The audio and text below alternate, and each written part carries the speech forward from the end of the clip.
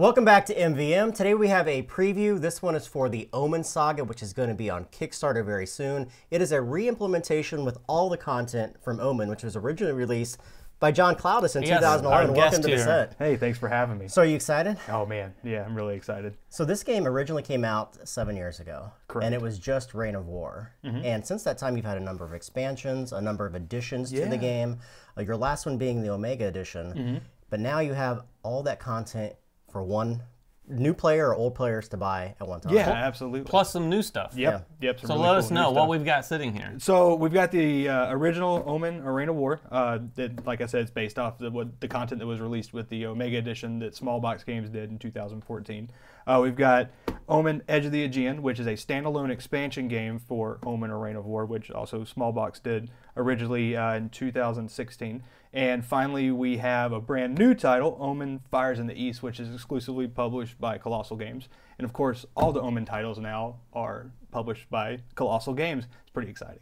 And in addition to that, there's a smaller expansion too, right? Tales? Yeah, Tales of the Ancients, which introduces some more new content that you can use in any of these games. Cool. So talk about like the mythology of Omen in general. Like, what do you? It's a two-player combat game, hand management. But what's the mythology behind it? So basically, both players are half-god siblings of Zeus, and just like Greek mythology, they're always trying to do something, impress somebody to get away. In this one, they're trying to figure out who's going to rule all of Greece. So they're trying to impress all the gods by basically burning down Greece and, and doing stuff to impress the gods.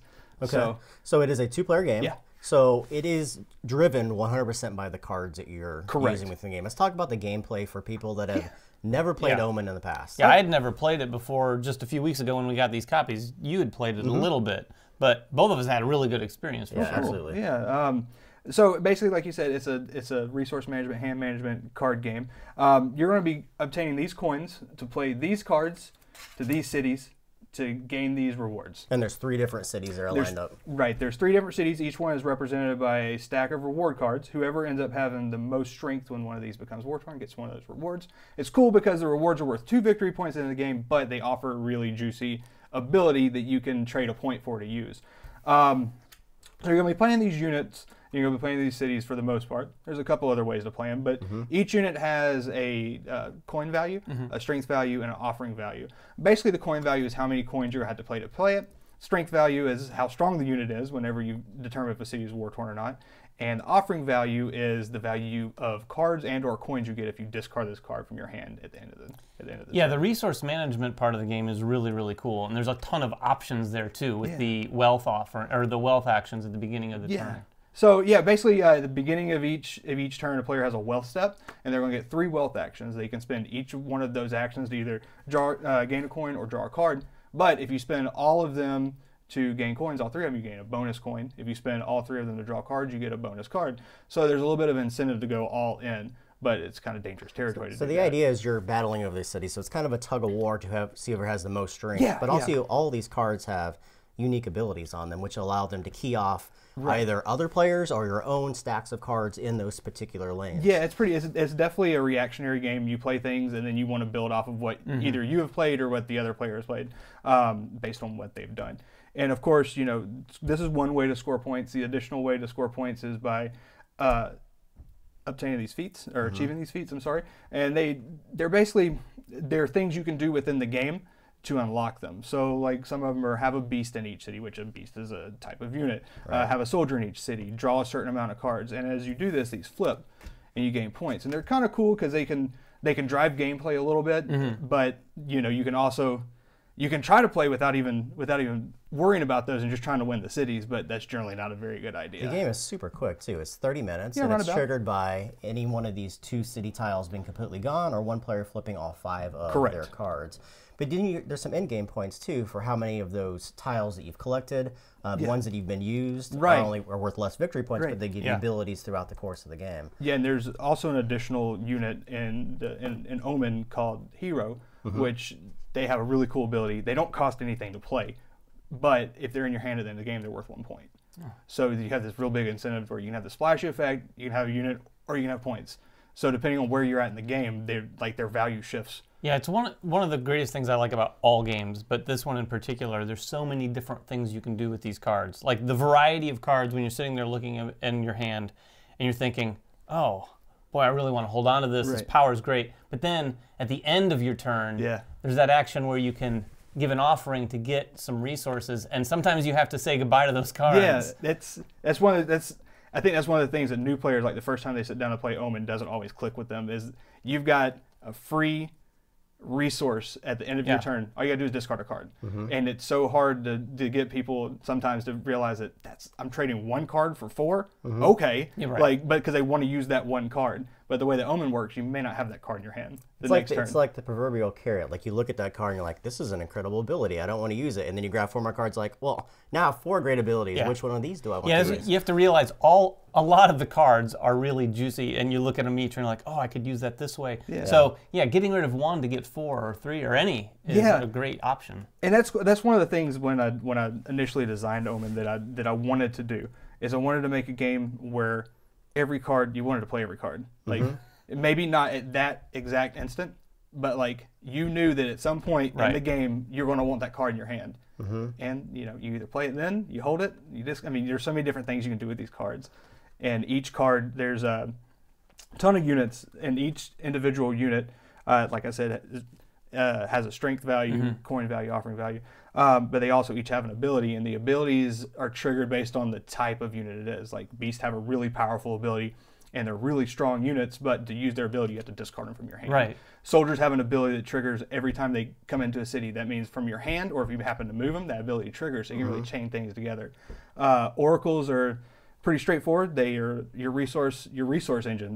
They generate card draw. Super weak in battle, but they great suck. to be able to do stuff. They're very weak. But if you have 3 of them in a city, suddenly you've caused that city to be war torn. But you can probably beat that with 1 or 2 units. But you're going to get a bunch of resources. And that's back. one of the other cool things. You mentioned the city becoming war torn. I mean, the basic strategy here, as you're fighting over these cities or fighting to destroy them, they don't automatically go war torn. You actually have to trigger that with X number of cards or value in that city. So it's cool because you have a bit of a reactionary phase as the other player. So a city becomes war torn on your turn if the opponent has 3 or more units in that city, or there are a total of 5 units in that city.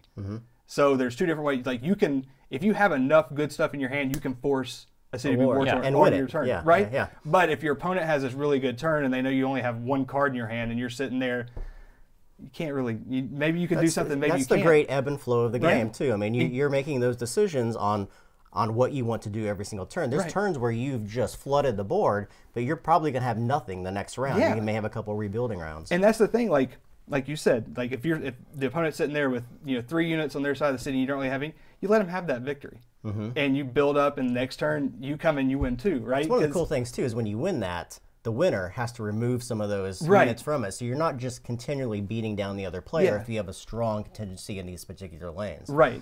So the winner of a war-torn city is going to get that reward, but they've got to discard down to 1 unit in that city, whereas the loser in that city gets to keep 2 units. So even if you won, now you're contending with a possible situation where it's going to be war-torn on your turn or the turn after. One of the great things I love about these games too is like Travis, who works with Kolossal as well. Him and I have a long history of playing a lot of CCGs and LCGs. And I love that back and forth that you have in those games, but they're super expensive. Like you got to keep it current with everything. This gives you that same feeling of a 2-player competitive card game, but it has that same feeling where you're using all these different abilities, you're keying off these abilities, you're learning these keywords, and it's all right here. Yeah, it's all right here, which is fantastic. And there's a ton of, and one of the cool things I think about Omen, like you said, it's reminiscent of a CCG or LC or any kind of like expandable card game, but everybody's playing out of the same deck. So like you guys have the same exact odds of drawing the card that both of you guys want. And the thing is, you want all the cards, right? And it's not just about drawing the right cards, it's about how you use those cards as well. So it's always going to gear more towards the player who plays their cards correctly. Yeah, it doesn't feel like there's any bad cards. No, for sure. So that, we've talked about Omen for the most part. Can you go into a little bit more detail about what some of these add to the saga? Absolutely. So, like I said, each Omen comes with a set of 12 reward tiles. There are 6 copies of each, and 5 different unit types: soldiers, spirits, oracles, beasts, and heroes. All right. So those 5 come in there. Omen Edge of the Aegean is going to introduce 4 brand new unit types that can be used by themselves in Edge of the Aegean or combined with Omen or Reign of War. And those are Myrmidons, Carries, Morai, and Automatons. And it also introduces 6 brand new rewards that can also be integrated in with Omen or used by itself. I love the mix and match. Yeah, I mean, before I get, like, I've said it since I first started releasing additional content for Omen. I'm going to tell you how I think you should play it, but once you get this box home, just mess with it. If there's a card you don't like, tear it up, throw it away. Don't play with it. Like, nobody's forcing you to play with a card you don't like, right? Right. Just don't use it. Right. And that's what's great about Omen is there's so much content that if there's like 3 cards you don't like, you can take them out in the game and make the game what you want it to be. That's cool. Moving on to the final one is Omen Fire in the East, and this is, again, a standalone expansion. You can use the content with Omen, or you can combine it any way you want to. Personally, I think combining these 2 games together is just phenomenal. Again, it introduces 4 new unit types. Merchants, Priestesses, Sphinxes, and Warriors. And they all operate a little bit differently. And again, it introduces more reward tiles that you can then expand this. And the reward tiles, since you guys have played it, they play a big role in the game, both because they're worth points and they also offer like win more kind of conditions. There's a 4th one too called Tales of the Ancients. Yeah, Tales of the Ancients is again going to offer even more reward tiles, and there's 12. So at the end of everything, you're going to have 30 unique reward tiles that you can combine any way you want to build this city. So like literally changing the game, the way the game plays every single game, because you don't know what's in there, especially when it's randomized. So it's kind of a cool thing to say. Oh, the variability is insane for sure. And it's small. I mean, for how much variability is, it's not like this sprawling thing that you have to try to like keep us. It's 4 releases, right? Yeah.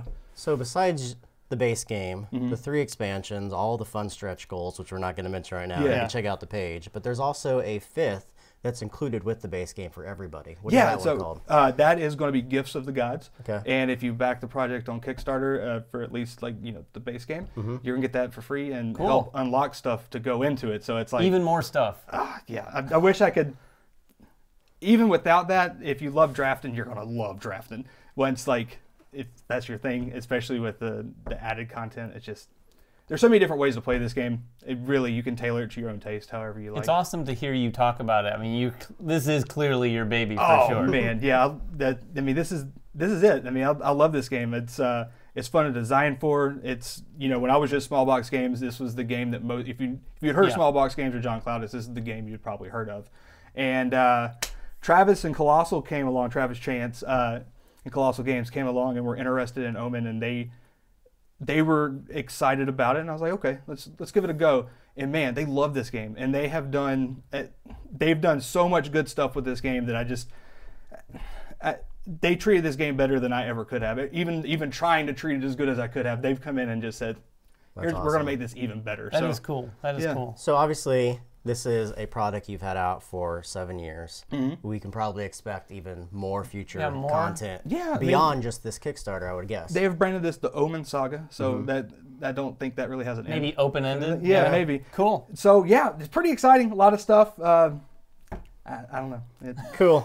Well, if you guys haven't played Omen, you guys need to go check it out. This is a fantastic game. It's loved by critics. It's loved by consumers. Glad you're getting it back in the hands of people that have never played the game before in the first place. Exciting. If you guys have any questions about the game, make them in the comments below. John, thank you for joining us. Yeah, thanks for having me on. Best of luck with the Kickstarter, and we will catch you guys next time. Bye-bye. Take care.